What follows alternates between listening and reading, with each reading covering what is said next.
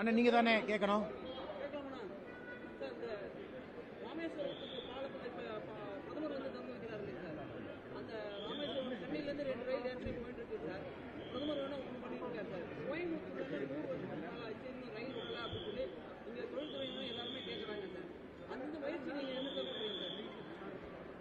அண்ணே மிகுந்த நியாயமான கேள்வி. இது பதில் சொல்றதுக்கு முன்னாடினா பத்திரிகை நண்பர்களுக்கு வணக்கத்தை சொல்லிட்டு உகாதி பண்டிகையினுடைய நல்வாழ்த்துக்களை எல்லாம் நம்முடைய சொந்தங்களுக்கு இந்த நேரத்தில் தெரிவித்துக் கொள்கின்றோம். சென்னையிலிருந்து ராமேஸ்வரத்துக்கு நீங்கள் சொன்னது போல ஒரு நாளைக்கு 2 ட்ரெயின் ஆல்ரெடி போயிட்டு இருக்கு.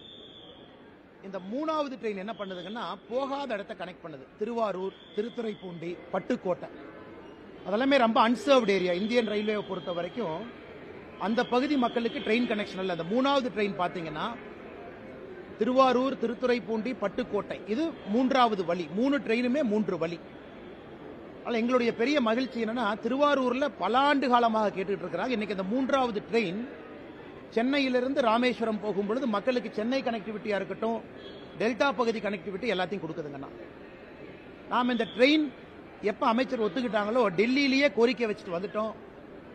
கோயம்புத்தூர், ராமநாதபுரம், ராமேஸ்வரத்துக்கு ஒரு ட்ரெயின் கனெக்ஷன் வேண்டும். காரணம் நிறைய சகோதர சகோதரிகள் வேலைக்காக இந்த பக்கம் வர்றாங்க, கோவில் தரிசனத்துக்காக ஒரு பக்கம் போறாங்க. தென் தமிழகத்தை கொங்கு பகுதிக்கு நேரடியாக கனெக்ட் பண்ணக்கூடிய ட்ரெயின் அதையும் விரைவில் மத்திய அமைச்சர் பரிசீலனை செய்வதாக சொல்லி இருக்கிறாங்க. இந்த கோரிக்கையை ராமநாதபுரத்திலிருந்து வச்சாங்க. நாங்கள் கோயம்புத்தூருக்கு அதிகமாக போறோம், எங்களுக்கு தினசரி சேவை வேண்டும்னு. நிச்சயமாக அது நடக்கும் என்கின்ற நம்பிக்கை எங்களுக்கு இருக்கு. நீங்க சொல்ற என்ன சொல்றீங்க? கரூர்ல இருந்து 99 கிலோமீட்டர் ரோடானே? ஆமா, அதான் இது வந்து கிடப்புல போடப்படல. இந்த ப்ரொபோசல் வந்து லேண்ட் அக்விசிஷன் கமிட்டி, நிறைய பேர் இதை எதிர்பார்க்கிற ரோடு. So National Highway Authority of India நஹாய் அவங்க கிட்ட ஒரு லேண்ட் அக்விசிஷன் ரிவ்யூ கமிட்டின்னு ஒரு கமிட்டி இருக்கு. அந்த கமிட்டிக்கு ப்ரொபோசல் இங்க இருக்கக்கூடிய அதிகாரிகள் அனுப்பி இருக்கிறாங்க. அந்த ரோடு வந்து கரூர்ல இருந்து வரக்கூடிய அந்த வெஸ்டர்ன் பைபாஸ் அது 99 கிலோமீட்டர் வருதுங்கன்னா ஒரு இடத்துல ரோடு 2ஆ ஸ்பிளிட் ஆகுது. ஒன்னு வந்து பெரியநாயக்கம்பாளையம் இந்த பகுதிக்குள்ள வந்துருது, இன்னொன்னு வெளியே போகுது, கோவைக்கு வெளியே. இப்ப அந்த கமிட்டியினுடைய ஸ்க்ரூட்னில இது இருப்பதாக நான் அறிகின்றேன். அதனால அந்த கமிட்டி அப்ரூவல் கொடுத்த பிறகு ஃபண்ட் அலோகேட் பண்ணுவாங்க. அப்புறம் மாநில அரசு லேண்ட் அக்விசிஷன் ஆபீசர் அப்பாயிண்ட் பண்ணணும். அதன் பிறகு லேண்டை எடுக்கணும். இது ஒரு ப்ராசஸ்ங்கன்னா இன்னைக்கு ப்ராசஸ்ல தான் இருக்கு. இது கிடப்பில் இல்ல, இது மத்திய அரசு நிராகரிக்கல. ஏன்னா இந்த பகுதியினுடைய தொழில்துறை நிறைய பேருடைய கோரிக்கை. அதனால் நிச்சயமாக வருகின்ற காலத்தில் வரும். ஆனா இது ஒரு காஸ்ட்லியான ப்ராஜெக்ட். நிறைய நிதி ஒதுக்கி இங்க இருக்கக்கூடிய டிராபிக் கன்ஜெஷன் நிறைய, இப்ப இருக்கக்கூடிய கரண்ட் ரோடு பாத்தீங்கன்னா ஏகப்பட்ட ஆக்சிடென்ட் ஆகுது. தமிழகத்தில் அதிகமாக ஆக்சிடென்ட் ஆகக்கூடிய ரோடு இன்னைக்கு கோயம்புத்தூர், கரூர் கடையில் இருக்கக்கூடிய நேஷனல் ஹைவே. அதனால இதை எல்லாத்தையும் கவனிச்சுக்கிட்டு இருக்கிறாங்க. நாங்களும் ஃபாலோ அப் பண்ணிக்கிட்டு இருக்கோம். விரைவில் இதற்கு ஒரு நல்ல செய்தி வரும் என்கின்ற நம்பிக்கை எங்களுக்கு இருக்கு.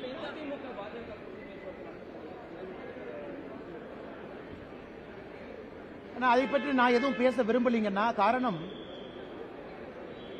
எங்களுடைய தலைவர்கள், தேசிய தலைவர் நட்டா அவர்களாக இருக்கட்டும், உள்துறை அமைச்சர் அமித்ஷா அவர்களாக இருக்கட்டும், நம்முடைய அமைப்பு பொதுச் செயலர் சந்தோஷ்ஜி அவர்களாக இருக்கட்டும், பாரதிய ஜனதா கட்சி தமிழ்நாடு தொண்டர்களுடைய கருத்தை ஒரு தலைவராக நான் பிரதிபலிச்சிருக்கிறேன். இன்னைக்கு தமிழ்நாடு அரசியல் களம் எப்படி இருக்கு, அரசியல் களம் எப்படி மாறி இருக்கு.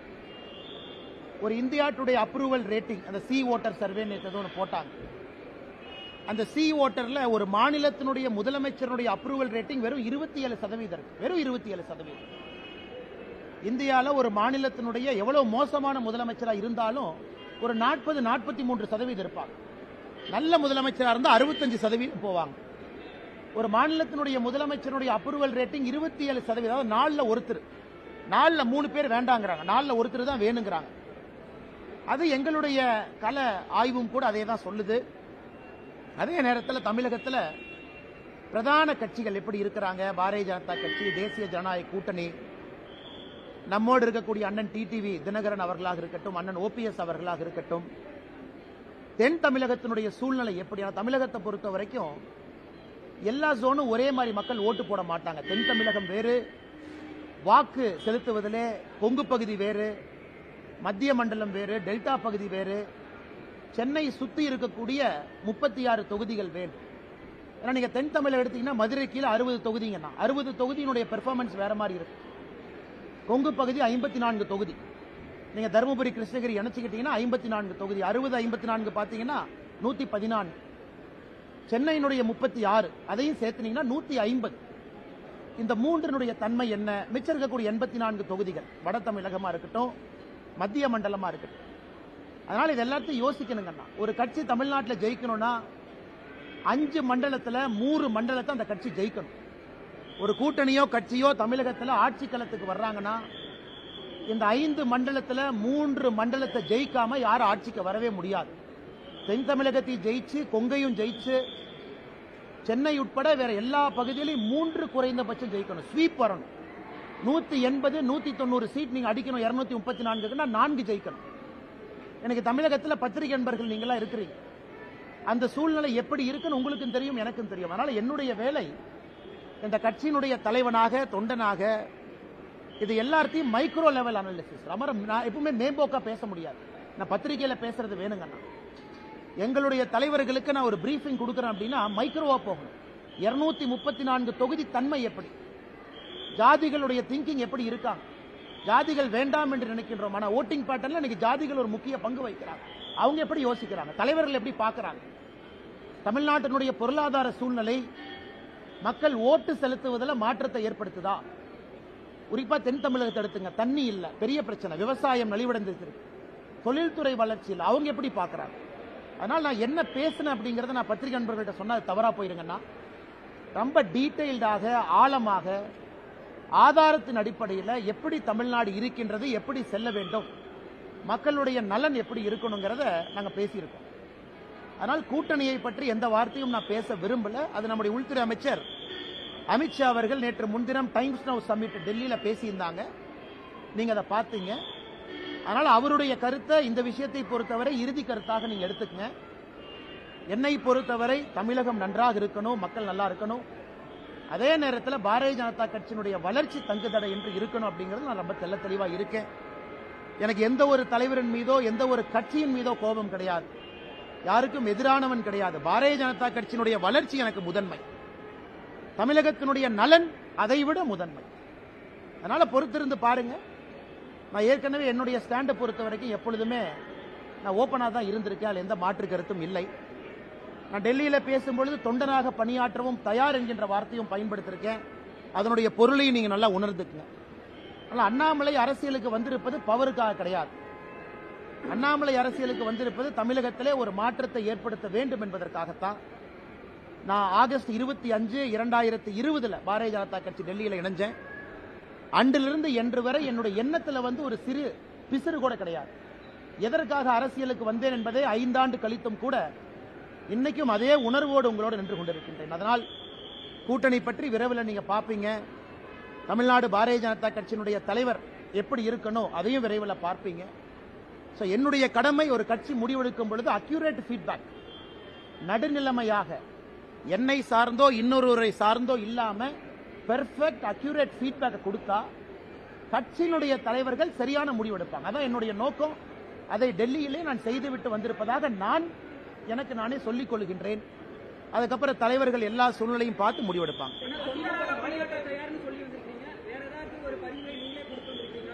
அண்ணே, அதை பத்தி நான் பேச விரும்பலீங்க. அது நான் அதுக்குள்ள போக விரும்பல. என்னை பொறுத்தவரை கட்சியினுடைய முக்கியமான தலைவர்கள் யார் இருக்கிறாங்க, யார் முடிவெடுக்கிறாங்க அப்படிங்கறத தொடர்ந்து நான் பேசிக்கிட்டு இருக்கேன். அதை நான் இன்னைக்கும் உங்ககிட்ட பேசியிருக்கேன். இன்னைக்கு சொல்லியிருக்காங்கன்னா, பாரத பிரதமர் நரேந்திர மோடி ஐயா ஏப்ரல் 6ஆம் தேதி தமிழ்நாட்டுக்கு வர்றாங்க. ராமேஸ்வரம், ராமநாதபுரத்துக்கு வர்றாங்க. இலங்கையிலிருந்து நேரடியா டைரக்டா இலங்கையிலிருந்து ராமநாதபுரத்துக்கு வர்றாங்க. இலங்கை 5ஆம் தேதி போறாங்க இலங்கைக்கு. அது முடித்த பிறகு மண்டபத்துக்கு வர்றாங்க. மண்டபம் வந்த பிறகு பாரத பிரதமர் நரேந்திர மோடி ஐயா அவர்கள் பாம்பன், அந்த புதிதாக இந்த புதிய டெக்னாலஜியோடு வடிவமைத்திருக்கக்கூடிய பாலத்தை திறப்பு விழா செய்யறாங்க. அதன் பிறகு கோவிலுக்கு போறாங்க. ஒரு முக்கிய ஜோதிர்லிங்க கோயிலாக இருக்கக்கூடிய ராமேஸ்வரம் கோயிலுக்கு போய் ஆண்டவன் தரிசனம் முடிச்சுட்டு government meeting, government public meeting, அதாவது பாரதிய ஜனதா கட்சியினுடைய பொதுக்கூட்டம் இல்ல, அரசு நடத்தக்கூடிய பொதுக்கூட்டத்தில் பிரதமர் பங்கேற்று புதிய திட்டங்களுக்கான அறிவிப்பு எல்லாம் செஞ்சுட்டு பிரதமர் அவர்கள் மதுரை வழியாக டெல்லிக்கு திரும்பி போறாங்க. இது ஏப்ரல் 6ஆம் தேதி நடக்கிறது. அதற்கான பணிகள் எல்லாம் கூட நம்முடைய கட்சி தொண்டர்கள் செய்து கொண்டிருக்கின்றார்கள். அதுவும் எங்களுக்கு முக்கியம். பிரதமர் அவர்கள் தேர்தலுக்கு பிறகு 2024 லோக்சபா தேர்தலுக்கு பிறகு தமிழ்நாட்டுக்கு வரக்கூடிய அவருடைய முதல் விசிட் இது. அதையும் வெற்றிகரமாக அந்த பகுதியில் நடத்தி காட்ட வேண்டும் என்கின்ற முனைப்போடு இருக்கிறோம். அதனால் அரசியல் என்ன நடக்கும், எப்படி நடக்கும், எந்த நேரத்தில் நடக்கும், அதெல்லாம் சரியான நேரத்தில் நடக்குங்கன்னா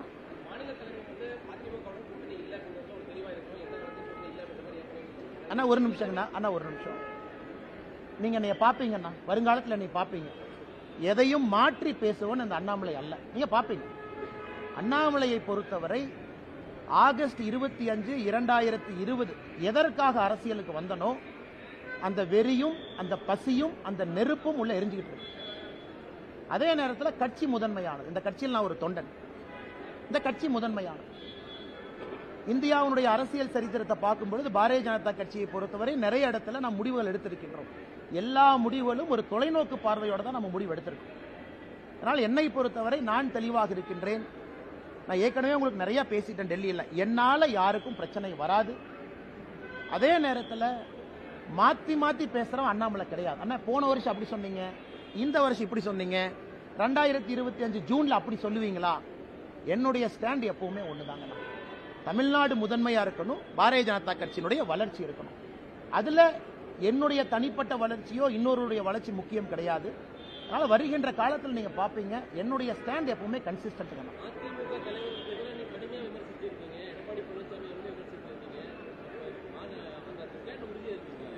ஒரு நிமிஷம், அதாவது யாரை பற்றியும் நான் கடுமையாக விமர்சிக்கல, கருத்துக்களை கருத்துக்களாக வைத்திருக்கின்றேன். அது சகோதரர் விஜய் அவர்களாக இருக்கட்டும், நம்முடைய மாண்புமிகு முதலமைச்சர் ஐயா ஸ்டாலின் அவர்களாக இருக்கட்டும்.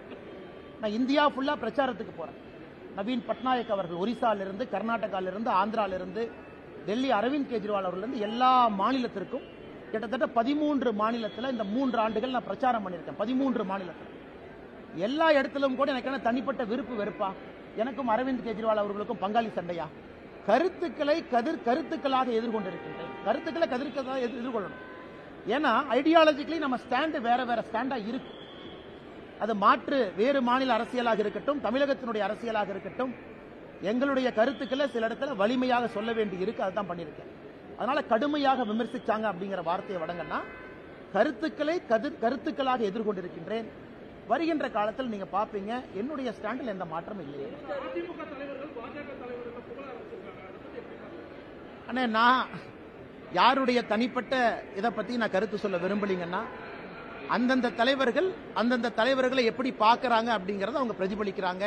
நான் ஏற்கனவே சொல்லி இருந்தேன், ஒரு மாநிலத்தினுடைய எதிர்க்கட்சி தலைவர் ஒரு நாட்டினுடைய உள்துறை அமைச்சரை சந்திப்பது எந்த விதத்திலும் தவறு இல்லை என்று சொன்னவன் நான்.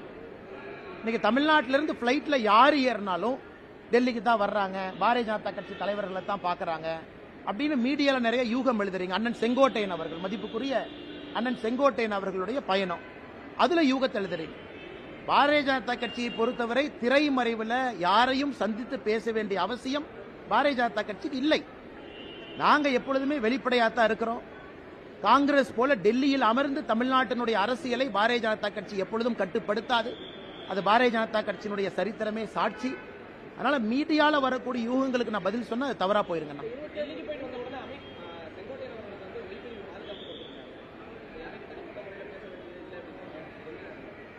விஜய் அவர்களுக்கு பாதுகாப்பு இருக்கு. இன்னைக்கு விஜய் அவர்களுக்கு பாதுகாப்பு கொடுத்த காரணத்திற்காக இல்ல, அப்ப பாஜகவும் அதாவது மத்திய ஆளுகின்ற ஆட்சியும் விஜய் அவர்களுக்கும் ஒரு தனிப்பட்ட உடன்படிக்கை இருக்கா? இல்லை.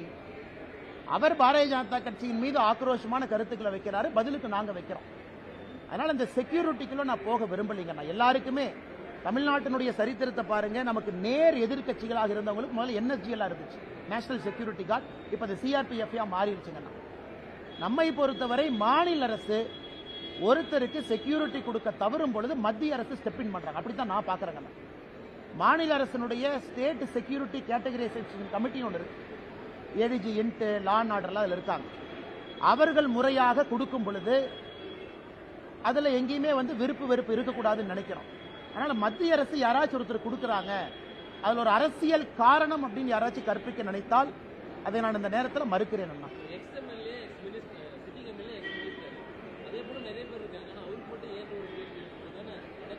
ஆனா எனக்கு தெரியலீங்கன்னா நீங்க அந்த செக்யூரிட்டி கேட்டகரைசேஷன் கமிட்டி, அரசியல் சூழல், குறிப்பாக தொண்டர்கள் வருவது, பாதுகாப்பு, காரணம், கருத்துக்கள் பேசுவது, அதை பத்தி நான் சொல்ல விரும்பலீங்கன்னா இருக்கலாம். இன்டெலிஜென்ஸ் ஏஜென்சிஸ் என்ன பிக் பண்றாங்க, அந்த செக்யூரிட்டி கேட்டகரைசேஷன் கமிட்டியில் என்ன யோசிக்கிறாங்க, இதெல்லாம் கூட ஒரு காரணமா இருக்குங்கன்னா. பட் நான் விஜய் அவர்களுக்கும் இதே தான் சொல்றேன், அண்ணன் செங்கோட்டையன் அவர்களுக்கு இதே தான் சொல்றேன். மாற்று கருத்து பேசக்கூடிய நண்பர்களுக்கு நம்ம கொடுத்திருக்கிறோமே, அப்ப நமக்கும் விஜய் அவர்களுக்கும் உறவா? நிச்சயமா கிடையாது. அப்ப நமக்கும் செங்கோட்டையன் அண்ணனுக்கும் உறவா? நிச்சயமா கிடையாது. இது வந்து அந்த ரீதியில தான் நீங்க பார்க்கணும். மேடம் மேடம் கேளுங்க மேடம். மேடம் மேடம் இன்னவே எல்லா அரசியல் கட்சிகளும் அவர்களுடைய நிலைப்பாட்டை தெரிவிச்சுட்டாங்கன்னா மக்களுக்கு அது ரொம்ப சௌரியமா போயிடும்.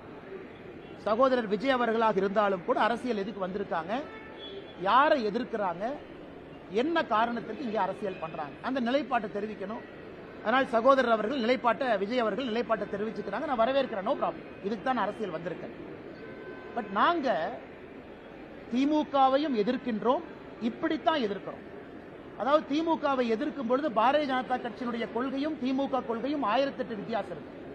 திமுக 2 மொழி, நாங்க 3 மொழி பேசுறோம். திமுக நீட்டு வேண்டாம், நாங்க நீட்டு வேண்டும்னு சொல்றோம். திமுக வக்ஃப் போர்டுக்கு எதிரி, நாங்க வக்ஃப் போர்டு வேணும்னு சொல்றோம். இது எதிர்ப்பு, இது எதிர்ப்பு, அதாவது கொள்கை ரீதியான எதிர்ப்பு.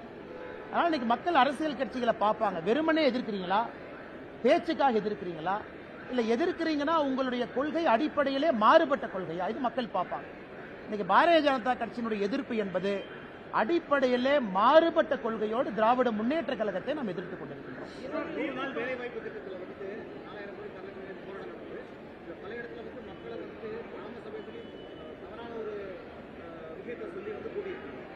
அண்ணா 100 நாள் வேலைவாய்ப்பு திட்டத்தை பத்தி நல்ல ஒரு கேள்வி கேட்டீங்கண்ணா, நான் பதில் சொல்றேங்கண்ணா.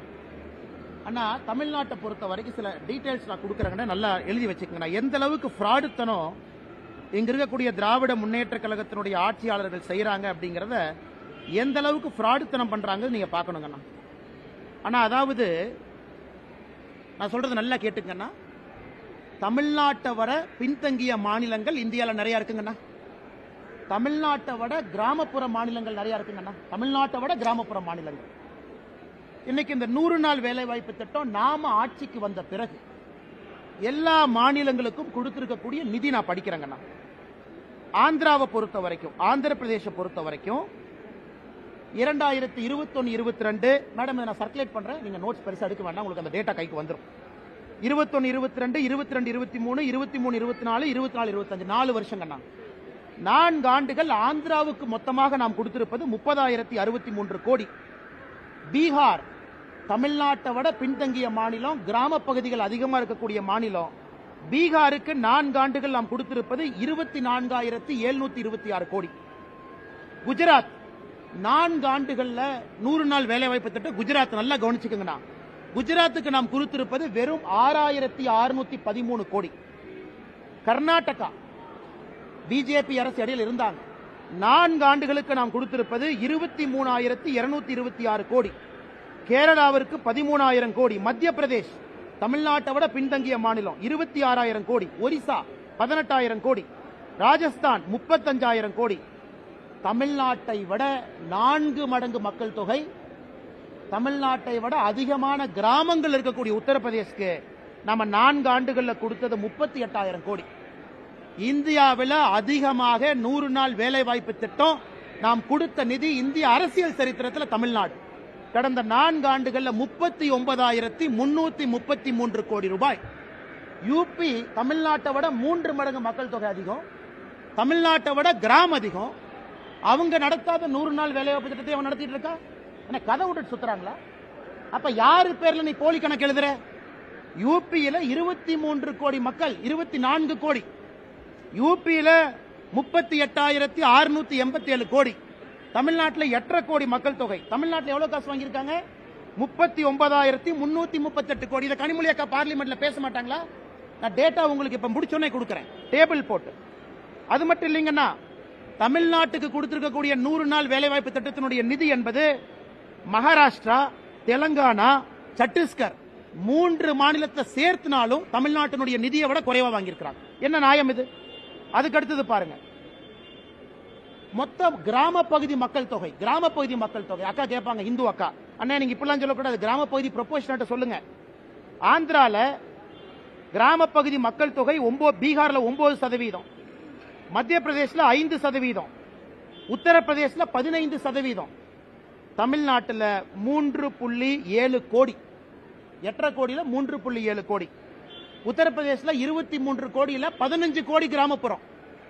23 கோடி மக்கள் தொகையில 15 கோடி கிராமப்புறம், அவன் 38,000 கோடி. 8.5 கோடி மக்கள் தொகையில 3.7 கோடி கிராம மக்கள், ஆனா நான் 39. அப்ப இடையில எவனோ பணத்தை சாப்பிடுறான். Clear, data clear. அப்ப இடையில எவன் பணத்தை சாப்பிடுறான் இப்ப தொலைட்டு இருக்கும். இடையில பணத்தை சாப்பிடுறோம்னு தூக்கணும்.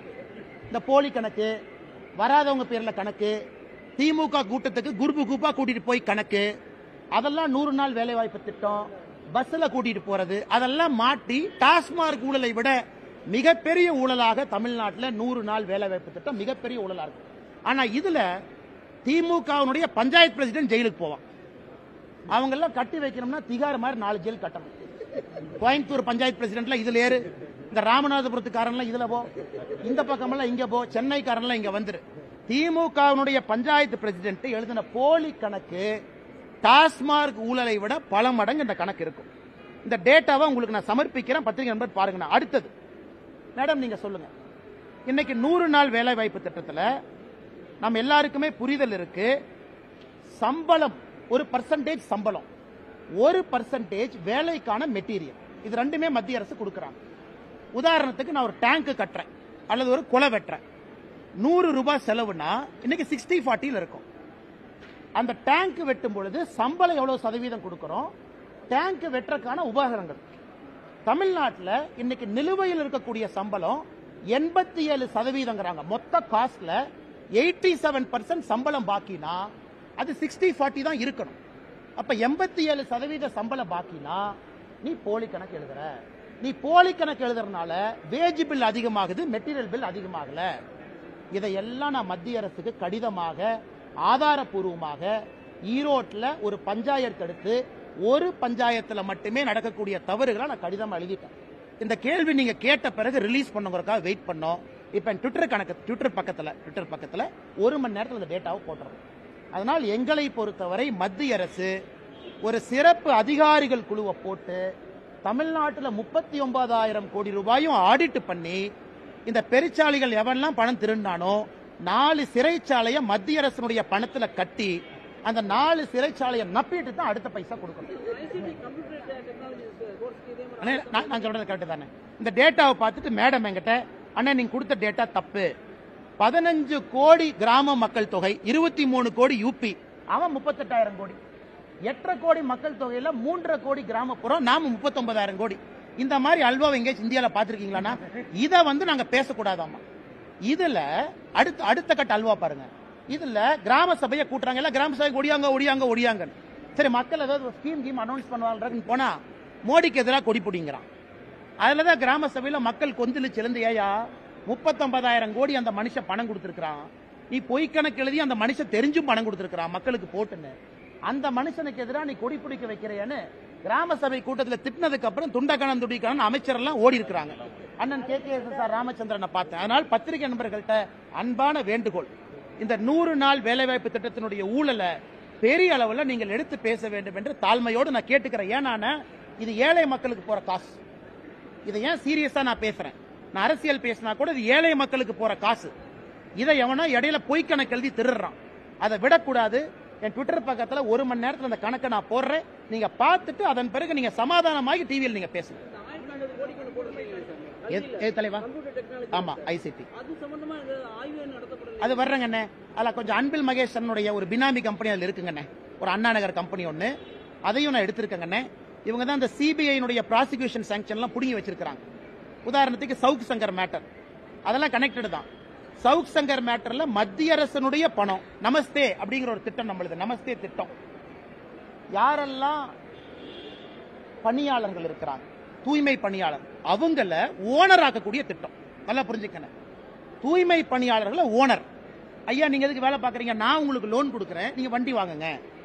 நீங்க செப்டிக் டேங்க் கிளீன் பண்ணுமா, மிஷின் வாங்குங்க, நீங்க அதை கிளீன் பண்ணுங்க அப்படிங்கறத நமஸ்தே திட்டம். தமிழ்நாட்டில் அம்பேத்கர் ஐயா பேர்ல அந்த திட்டத்தை பேரை மாத்தி மத்திய அரசுடைய பணம் வருது. 2 cooperative bank, Kanchipuram, Chennai central cooperative bank, 2 பேங்க்ல எப்படி போலித்தனமாக அக்கவுண்ட் ஆரம்பிச்சு எப்படி போலித்தனமா அந்த பணத்தை ஸ்விண்டில் பண்ணிக்கான்னு காட்டுறேன். ஆனா இதுக்கும் என்னால சிபிஐ போக முடியலையே. மத்திய அரசு பணமா இருந்தாலும் காங்கிரசினுடைய தலைவர் செல்வ பெருந்தகை ஊழல் பண்ற ஆதாரம் கையில் அப்படியே இருக்கு, லட்டு மாதிரி இருக்கு. ஆனாலும் சிபிஐ உள்ள வர முடியல. காரணம், ப்ராசிக்யூஷன் சாங்ஷன் வித்ட்ரா பண்ணிருக்கிறாங்க. அதனால் போராட்டம் போறோம், எடுக்க போறோம், எத்தனை நாள் தப்பிச்சு போயிருவாங்க பார்க்கலாம். இவ்வளவு ஊழல்கள் நடக்குது. இந்த அதனாலதான் முதலமைச்சருக்கு 27% அதிகம், 2.7 இருந்திருக்கு. அது ஏதோ டாட் சென்டர்ல மிஸ் ஆகி அது 27 வந்துருச்சு. வேற நான் ஒரு சின்ன மனிதன், நாங்கெல்லாம் வளர்ந்தோம். அண்ணே நீங்க என்ன சொன்னீங்க? அண்ணே நீ ஒரு நிமிஷம் நல்லா கேட்டுக்கங்க, நல்லா கேட்டுக்கண்ணே. பாரதிய ஜனதா அண்ணா ஒரு நிமிஷம் அண்ணே, பாரதிய ஜனதா கட்சியில முதலமைச்சர் வேட்பாளர் நாங்க டிக்ளேர் பண்ணல. மற்ற கட்சியில சொல்லிட்டாங்களா? முதலமைச்சர் வேட்பாளர் திமுக யாரு? மு.க. ஸ்டாலின் ஐயா. முதலமைச்சர் வேட்பாளர் அனைத்து இந்திய அண்ணா திராவிட முன்னேற்ற கழகம் யாரு? ஐயா எடப்பாடி பழனிசாமி. அவங்க நேச்சுரலி, ஆனா ஐயா முதலமைச்சர் இருந்திருக்கிறாங்க. விஜய் அவங்க கட்சியில முதலமைச்சர் வேட்பாளர் யாரு? அண்ணா விஜய் சொல்லிட்டாங்க. பட் எங்க கட்சியில முதலமைச்சர் வேட்பாளர் சொன்னமா? அப்படி இருந்தும் பாரதிய ஜனதா கட்சி 4வது இடத்துல வந்திருக்குன்னா அதை சரித்திரமாக பார்த்து தமிழ்நாட்டில் பாரதிய ஜனதா கட்சியினுடைய தலைவர்கள் கிட்டத்தட்ட 10% அவங்க வர்றாங்க, எதுவுமே சொல்லாமைனா பாரதிய ஜனதா கட்சி எந்த அளவுக்கு கட்சியினுடைய வளர்ச்சி இருக்குன்னு பாருங்க. மேடைக்கு யாராச்சும் மைக் எடுத்து எங்க கட்சியில இவங்க தான் முதலமைச்சர் வேட்பாளர்னு பேரே சொல்லல. இது மக்கள் அவங்களா முடிவு பண்றாங்க. அதனால் பாரதிய ஜனதா கட்சியினுடைய வளர்ச்சி அபிரதமா இருக்குது என்பதை நாம் எல்லாருமே உணர்ந்து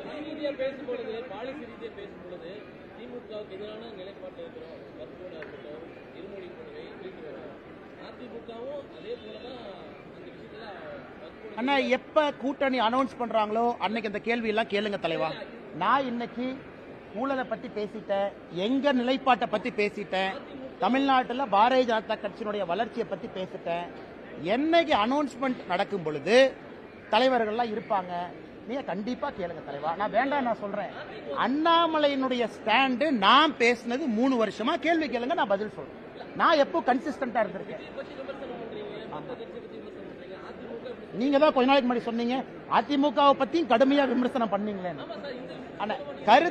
கருத்துக்களால தொடர்ந்து பேசியிருக்கேன் தலைவா. நான் இன்னைக்கு தலைவரா உங்க முன்னாடி நின்று பேசிட்டு இருக்கேன். நான் பதில் சொல்றேன். ஃபியூச்சர்ல யார் இந்த மைக்கு முன்னாடி நின்னாலும் கேள்வி கேட்பது உங்கள் உரிமை, பதில் சொல்வது எங்கள் கடமை. நீங்க கண்டிப்பா கேட்கணும், பதில் சொல்லுவாங்க. வேறங்க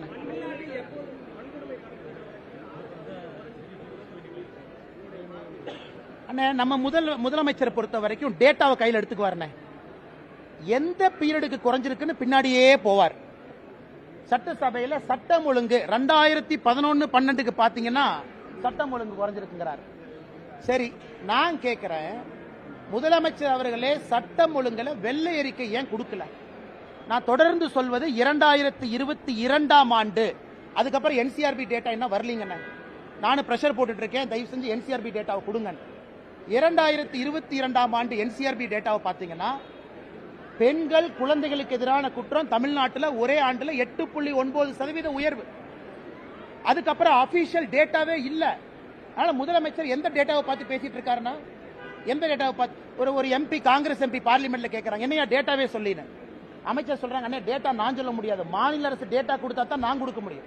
மாநில அரசு டேட்டா கொடுக்க மாட்டாங்க, கொடுத்தா தானே என்சிஆர்பியில் வரும். இவங்களுடைய ஆட்சி வந்த பிறகு குற்றங்கள் அதிகமாயிருக்கு. இது பாராளுமன்றத்தில் அஸ்வினி வைஷ்ணவ் அவங்க பதில் சொல்லியிருக்காங்க. மேடம், நீங்க தமிழ்நாட்டில் டேட்டா கொடுத்தா பப்ளிஷ் பண்றதா எங்க வேலை. தமிழ்நாட்டு அரசு கிட்ட போய் டேட்டா வலுக்கட்டாயமாக வாங்கக்கூடிய உரிமை எங்களுக்கு இல்ல. அதனால முதலமைச்சர் அவர்கள் எந்த காலகட்டத்தை பார்த்துட்டு இருக்காரு, எங்க பப்ளிக் டேட்டா எங்க? பத்திரிகை நண்பர்களுக்கு வெள்ளை அறிக்கை பப்ளிக் டேட்டா கொடுக்கணும். 2021, 22, 23, 24, 25 வேண்டாம், உங்க முன்னாடி கொடுக்கட்டும். உமன் அண்ட் சில்ட்ரன் எவ்வளவு, கேங் ரேப் எவ்வளவு, அட்ராசிட்டி அகேன்ஸ்ட் உமன் எவ்வளவு, SC/ST prevention of atrocity act என்ன, எதுவுமே இல்லாம எப்படி நான் பதில் சொல்றது? எந்த பீரியட், எந்த காலகட்டம், எந்த ரேஷியோ?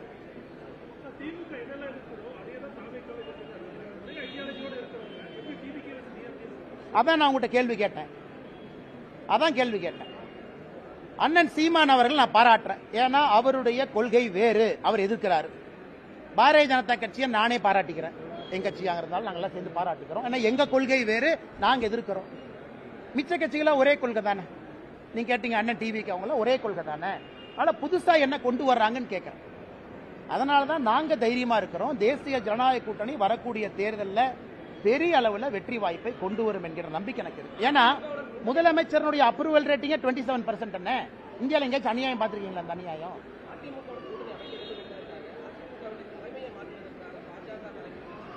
எங்களுக்கு என்ன தலைவா? எங்களுக்கு இந்தியாவில் 1008 வேலை இருக்கு, இதான் எங்க வேலையா? தமிழ்நாட்டில் 1008 வேலை இருக்கு, இதான் எங்க வேலையா? இங்க பாருங்க அண்ணன், அண்ணன் இங்க பாருங்க, மரியாதைக்குரிய அண்ணன் எடப்பாடி பழனிசாமி அவர்கள் தமிழ்நாட்டினுடைய எதிர்க்கட்சி தலைவர். அவருடைய கட்சி தொண்டர்களால் அங்கீகரிக்கப்பட்ட ஒரு தலைவர். தெளிவா படம் உங்களுக்கு சொல்லிடுறாங்க. எதிர்க்கட்சி தலைவராக இருக்கிறாங்க, முன்னாள் முதலமைச்சராக இருந்திருக்கிறாங்க, அவர்களுடைய தொண்டர்களால் அங்கீகரிக்கப்பட்ட தலைவர். அந்த கட்சிக்குள்ள இருக்கக்கூடிய பிரச்சனைக்குள்ள நான் போலிங்க. தொண்டர்கள் வர்றாங்க, பொதுச் செயலராக ஏத்துக்கிட்டாங்க. பாரதிய ஜனதா கட்சி எதற்காக இன்னொரு கட்சியில் நாங்க தலையிடணுங்கன்னா அது எங்க வேலையே கிடையாது. எதுக்கு எங்க வேலை? மரியாதைக்குரிய அண்ணன் எடப்பாடி பழனிசாமி அவர்கள் எதிர்க்கட்சி தலைவராக உள்துறை அமைச்சர் ஐயாவை போய் பாக்குறாங்க, பேசிட்டு வர்றாங்க. நாங்க எப்ப இன்னொரு கட்சிக்குள்ள நாங்க பூந்து அதே வேலை கிடையாது. அண்ணே 2021 இருந்து இந்த ஸ்டாண்ட் நான் சொல்றேன், மேல இருந்து பாரதிய ஜனதா கட்சி இன்னொரு கட்சியை அழித்து வளரும் என்று நினைத்தால் பாரதிய ஜனதா கட்சியும் அழிந்து விடும் என்று தொடர்ந்து சொல்லியிருக்க. ஆர்கானிக் growth தான் பாலிடிக்ஸ்ல நிற்கும். பாரதிய ஜனதா கட்சி எந்த ஒரு கட்சியும் அழிச்சு வரமாட்டோம், எந்த ஒரு கட்சியும் மேனிபுலேட் பண்ணி வரமாட்டோம். ஜனநாயகம் என்பது 2000 வருஷமா இருந்துச்சு, இன்னும் 10,000 வருஷம் இருக்கும். அதனால் நாங்கள் எந்த கட்சி தலைமை கிட்ட எங்கேயும் போக மாட்டோம். யாரோ பிளைட் ஏறி வர்றாங்க, யாரோ யாரையோ பாக்குறாங்க. அதனால் உங்களுடைய முடிச்சுக்களுக்கு நான் எப்படி பதில் சொல்ல முடியுங்கன்னா, எடப்பாடி அண்ணனை பத்தி நான் சொல்லிட்டேனே, மரியாதைக்குரிய எதிர்க்கட்சி தலைவர், அந்த கட்சியினுடைய பொதுச் செயலாளர், அவங்க தொண்டர்களோட கட்சி நடத்துறாங்க. அவங்களுக்கு இருக்கக்கூடிய கோர்ட் கேஸ் அவங்க பிரச்சனை. இதுல எங்களுடைய பாத்திரம் எங்க வந்துச்சுங்கன்னா, கடைசி கேள்வி எடுத்துக்கலாமானே? அதுதான் பதில் சொல்லணும். திராவிட முன்னேற்ற கழகத்துக்கு எதிராக தமிழகத்திலே அதிக போராட்டங்களை நடத்தியவங்க யாரு? பாரதிய ஜனதா கட்சி. திமுகவுக்கு எதிராக அதிக டிஃபமேஷன் கேஸ் 1440 கோடி ரூபாய் யாரு மேல இருக்கு? என் மேல. கடந்த 4 ஆண்டுகள்ல தமிழகத்தில் ஒரு கட்சி தலைவரின் மீது அதிக எஃப்ஐஆர் போட்டிருக்காங்க. நான் எனக்கு செகண்ட் காம்படிஷன் இல்லை, நான் தான் ஃபர்ஸ்ட். இந்த செகண்ட் ரேஸே இல்லை. எனக்கு போடப்பட்ட எஃப்ஐஆர்ல 10% கூட எனக்கு பின்னர் இருக்கிற தலைவர் மேல போடல. வீட்டு கொடிக்கம்ப பிரச்சனை ஒன்னு அனலைஸ் பண்ணி பாருங்க. திராவிட முன்னேற்ற கழகத்தை தீர்க்கமாக எதிர்த்து தினமும் பேசுறது யார்? ஊழலை வெளியே கொண்டு வர்றது யார்? ஒரு ஊழலாக சுட்டி காட்டுவது யார்? இங்கிருந்து டெல்லிக்கும் அங்கிருந்து பிரச்சனையை தீர்ப்பது யார்? ஆனா என்ன போச்சுன்னா, வாய் வியாபாரிகளுக்கு என்னன்னா, மாமனார் பணம் இருக்கு, கொளுத்து போய் கிடக்குறாங்க. மைக் இருக்கு, மைக் ஓசியில வந்துருது. மாமனார் பணம் பின்னாடி இருக்கு, என்ன வேணாலும் பேசலாம். அது தமிழ்நாட்டு அரசியலுடைய சாபக்கேடு. அவங்க எங்க வேலை பார்த்தாங்க, சர்வீஸ் பண்ணாங்களா? 10 ஆண்டு காலம் மத்திய அரசுக்காக உயிரை துச்சமன மதிச்சு புல்லட்டை எதிர்த்து நின்னாங்களா? கிடையாது. சோசியல் சர்வீஸ்னா என்னன்னு மக்களுக்கு அடிப்படையில், என் காலேஜ் முடிச்சோன்னே ஒரு பிரைவேட் கம்பெனிக்கு வேலைக்கு போனா இதுவரை தனியார் நிறுவனத்தில் 1 ரூபாய் நான் சம்பாதிச்சது கிடையாது. 1 ரூபாய். ஏன்? பிரைவேட் கன்சர்ன்ல எப்பவுமே போனதில்லை. டே 1ல இருந்து அரசு வேலையில் இருக்க. டே 1ல இருந்து எப்ப வந்து இங்க பிஎஃப்ஜில படிச்சுட்டு ஐஏஎம் லக்னோல முடிச்சனோ அப்ப இருந்து என்னுடைய சம்பளம் என்பது மக்களுடைய வரிப்பணம் தான் என் சம்பளம் 10 ஆண்டு காலம். அதன் பிறகு விட்டுட்டு அரசியல். இதுவரை தனியார் நிறுவனத்திலிருந்து 1 ரூபாய் நான் சம்பளமா வேலை செஞ்சு வாங்கல. அப்ப யார் சர்வீஸ் பண்றாங்க? என்னுடைய சொந்த கம்பெனி நடத்துறேன். அந்த கம்பெனியுடைய சேலரி நான் வாங்குறது இல்லை. ஏன்? சேலரி வாங்கினா கான்ஃபிளிக்ட் ஆஃப் இன்ட்ரெஸ்ட் வரும். நான் இன்னைக்கு பஞ்சாயத்து தலைவர் கூட கிடையாது. இதெல்லாம் நான் பேச மாட்டேன். தனிப்பட்ட பிரச்சனையா இருந்தாலும் நீங்க கேட்கிற கேள்விக்காக நான் பேசுறேன். சொந்த நிறுவனம் என்னுடைய பேர்ல இருக்கு. 40% நான் ஷேர் ஹோல்டர். அந்த நிறுவனத்தினுடைய மாச சம்பளத்தை நான் வாங்குறது இல்லையே. அதை ஒரு 4 பேர் பேசுவோம். இல்ல இந்த கம்பெனி போய் இங்க கான்ட்ராக்ட் போட்டாங்க, இந்த போட்டாங்க, அங்க போட்டாங்க. அதுவும் பண்றது இல்லையே. ஒரு நேர்மையாக ஒரு அரசியல்வாதியாக வாழ வேண்டும் என்று கொண்டிருக்கின்றேன். அப்புறம் எப்படி என்னை பத்தி அப்படி கருத்து சொல்லானே? அண்ணா நான் யார் பேரையும் சொல்ல. கருத்து எப்படி சொல்லுவீங்க? கருத்து எப்படி சொல்லுவீங்க? திமுக கான்ட்ராக்ட் எடுத்தனா, திமுக ஹைவேஸ் டிபார்ட்மெண்ட்ல என் கம்பெனி வந்து ரோடு போட்டிருக்காங்களா? என் சொந்தக்காரங்க யாராச்சும் இதுல இருக்காங்களா? என்னுடைய சொந்த நிறுவனத்தினுடைய சேலரி நான் எடுக்காம இருக்கு. இதுவரை ஒரு நாள் கூட பிரைவேட் கம்பெனில வேலை பார்க்கல. 10 ஆண்டு காலம் மக்கள் வரிப்பணத்தை சம்பளமா வாங்கியிருக்கேன். என்னுடைய ஹிஸ்டரி உங்க முன்னாடி நின்று இருக்கு. இன்னும் 2 வாரம் கழித்து நான் எங்க இருப்பேன், தனிநபராக என்ன செஞ்சிட்டு இருக்குங்கிறது முக்கியம் கிடையாது. இன்னைக்கு வரைக்கும் நான் வாழ்ந்த வாழ்க்கையை பாடம்